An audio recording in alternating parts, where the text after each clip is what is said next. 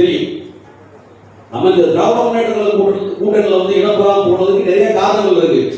அதுல நம்ம வீணா போன தலைவர், அவர் முன்னாள் தலைவர், அது ஒரு காரணம். அவர் போய் அங்க கெஞ்சி கூட்டாடி காலில் வந்து உதயசூரியன் சின்னம் வாங்கினதே இப்போ வந்து இப்படி துரதிருஷ்டப்படுறாங்க.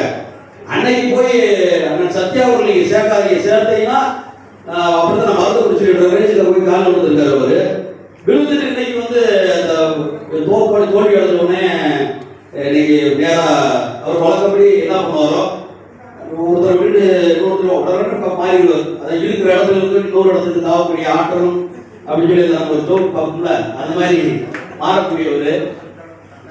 ஆமா, அந்த மாதிரி. ஆனா என்னன்னா இந்த முறை என்ன பண்ணாருன்னா, ஒரு இடத்துல இருந்துகிட்டே இன்னொரு இடத்துல வேலை பார்த்துட்டு இருக்காரு.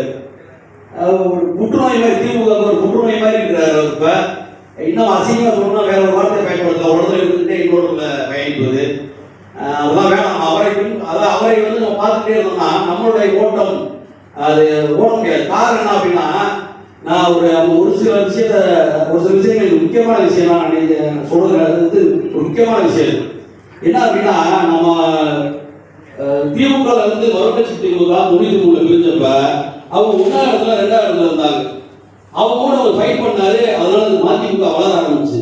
ஆனா மதிமுகவோட நம்ம ஃபைட் பண்ணிட்டு இருந்தோம்னா அவங்க வந்து ஓட்டத்திலே கிடையாது. அவங்க 20,000 30,000 இருக்காங்க.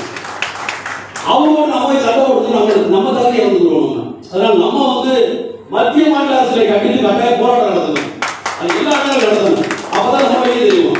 நம்மளுடைய தலைவர் வேற எந்த தலைவர், நான் சும்மா எல்லா மேடைகளையும் எல்லா தலைவர் பத்தி எல்லாரும் பேசுவாங்க.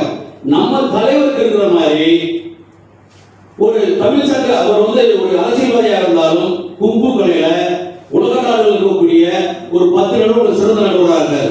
உலக நாடு முழுக்க பிரயாணம் பண்றாரு. அதே போல தமிழ் சங்க நிகழ்ச்சிகள் திருவள்ளுவர் சிலை ஐயா பிஜி சந்தோஷம் கொண்டு போய் திருவள்ளுவர் சிலை உலகம் நிரூபிக்கிட்டு இருக்காரு. உலகத்தில் இருக்கக்கூடிய அனைத்து தமிழ் சங்கங்களையும் அண்ணன் பள்ளி சத்யா தலைவர் அவர்களுக்கு தெரியும். அரசியல் இயக்கங்கள்ல ஈழத்தமிழர்களுக்காக தன்னுடைய ஹோட்டலையே இழந்தவர்கள். இன்னைக்கு முகநூல்ல வேற மாதிரி என்னமோ போட்டு தராங்க. ஹோட்டல் நடத்திட்டு இருந்தாரு. ஆனா அந்த ஹோட்டலை அன்னைக்கு ஈழத்தமிழர்களுக்காக தான். அது பல பேட்டியில் அவர் சொல்லியிருக்காரு.